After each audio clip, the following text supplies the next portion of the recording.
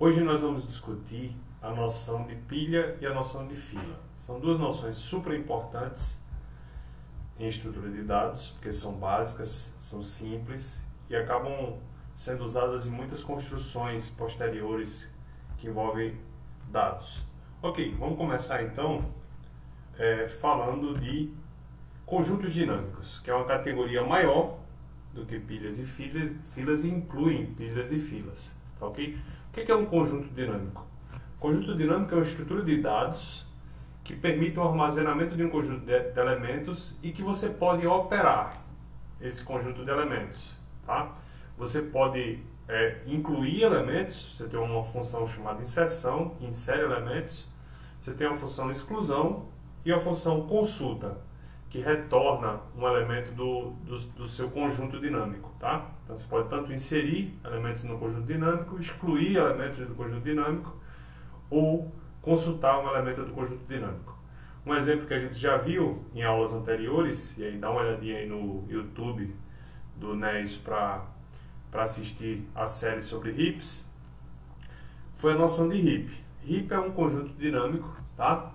Porque ele possui exatamente essas funções. Ele tem a inserção via o heap insert, ele tem uma consulta, que no caso é um elemento máximo via o heap máximo, e ele tem a exclusão via o heap extract max. Muito bem, esse é um exemplo de conjunto dinâmico e hoje nós vamos discutir mais dois exemplos de estrutura de dados que são conjuntos dinâmicos. Tá? Então, o primeiro exemplo é a noção de pilha. O que é uma pilha? Né? A pilha é um conjunto dinâmico, ou seja, tem inserção, exclusão e consulta, que segue uma política de o último a entrar vai ser o primeiro que vai sair. Tá? Então, imagina que você tem uma pilha de pratos, tá? Que você tem que lavar, infelizmente, e aí você sujou mais um e você coloca lá no topo da pilha de pratos, e aí esse prato que você colocou vai ser o primeiro que você vai lavar, imagino, né? Tá? Então esse tipo de política, o último que entra é o primeiro que sai, se chama LIFO, ou Last In, First Out.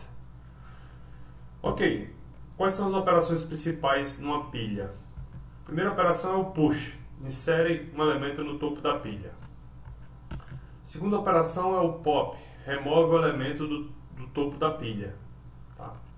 E a terceira operação é o top, que retorna, que consulta qual é o elemento que está no topo da pilha sem removê-lo. Tá? Como é que isso fica em Python? Em Python, uma pilha pode ser implementada usando listas. Então, quais são as operações? Operação de push, de inserir um elemento no topo da pilha, vira o append, né? Você quer inserir um elemento com a chave x, você aplica o método append x. Você quer excluir o elemento do topo da pilha, você chama o método pop.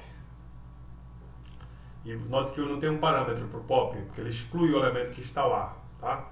E o top acaba sendo a consulta ao seu último elemento, que vai ser no Python list -1. Né? O índice -1 chama o último elemento. Okay? Vamos para o exemplo. Considere o stack, considere a lista chamada stack. Eu estou colocando de vermelho aí o 2 para indicar que ele é o topo da minha lista, ele é o último elemento da minha lista. E aí eu coloco um elemento com minha função de inserção push, e aí o topo da lista passa a ser o 3, foi o último elemento que eu coloquei. Note que se eu chamar a função, né, boto mais um, botei o 4, também agora o topo é o 4, não é mais o 3. Tá? E se eu chamar a função de tirar o pop, ele vai tirar o último elemento, que no caso é o 4, e o último passa a ser o 3. Tá? Se eu chamar o pop de novo, ele vai tirar o 3. Ok? Se eu chamar a função top, né, ele vai devolver o elemento que está no topo, que é o 3. Ok? Mais um exemplo. Considera a pilha STHDJ, onde J é o topo. Tá? Então, se você pedir o topo, a saída vai ser J. Se você tirar o topo, o J sai e o topo passa a ser o D. E se você incluir mais um elemento X, você vai ter uma nova lista que o topo passa a ser o X, tá? Construída a partir da lista anterior. Muito bem. Aplicações de pilhas. Então, uma aplicação bem útil que a gente usa o tempo todo é a aplicação de refazer a última, é o Ctrl+Z, né? Desfazer e refazer a última edição que você fez no texto, tá? Então, você tem um editor como o Word ou o Google Docs, né? Eles implementam funcionalidades como desfazer e refazer como pilhas. Por quê? Porque cada ação, né, que você faz, como digitar um caractere ou fazer uma edição no seu texto, ele acaba sendo empilhado como uma ação, tá? Então isso aí entra na sua relação de ações, tá? E isso forma uma pilha, tá? Se você quiser desfazer a pilha, você simplesmente desempilha essa ação revertendo, aplica o POP, tá? E refazer, reempilha essa ação, tá? Isso permite uma maior flexibilidade para quem está usando e facilita o processo de edição, claro, né? E a maneira computacional de implementar é exatamente usando essa estrutura de pilhas. Vamos agora para outra estrutura de dados, que é um conjunto dinâmico, que é chamada fila. Uma fila é um conjunto dinâmico que segue uma política diferente das pilhas. Ela segue a política do primeiro a entrar vai ser o primeiro a sair, né? Então, imagina que você tem uma fila de pessoas mesmo e estão sendo atendidas, sei lá, vão comprar um ingresso para o cinema. A primeira que chega na fila é a primeira que compra. A segunda vai ser a segunda e assim por diante. Essa política é a first in, first out. É diferente da política de pilhas, que é a last in, first out. Operações principais, né? Você pode fazer o enqueue, que insere o elemento no final da fila. Você pode fazer o dequeue, que remove o elemento no início da fila, tá? Porque esse vai ser o primeiro a sair, quem está no início da fila. Você pode consultar quem está no início da fila, sem remover. Muito bem. Exemplos de implementação em Python. Tá? Você pode tanto implementar as filas com listas ou usar uma classe chamada queue. Operações. Se eu quero inserir um elemento na minha fila, tá? Eu vou colocar ele no final, então eu também uso a função append.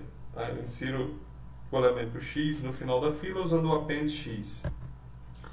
Se eu quero tirar o elemento da fila, né? Se eu quero tirar um elemento da minha fila, quem tem que sair é o primeiro elemento, ao contrário da pilha, que sai o último elemento, quem sai é o primeiro. Então eu aplico o pop com índice 0, que é o primeiro elemento.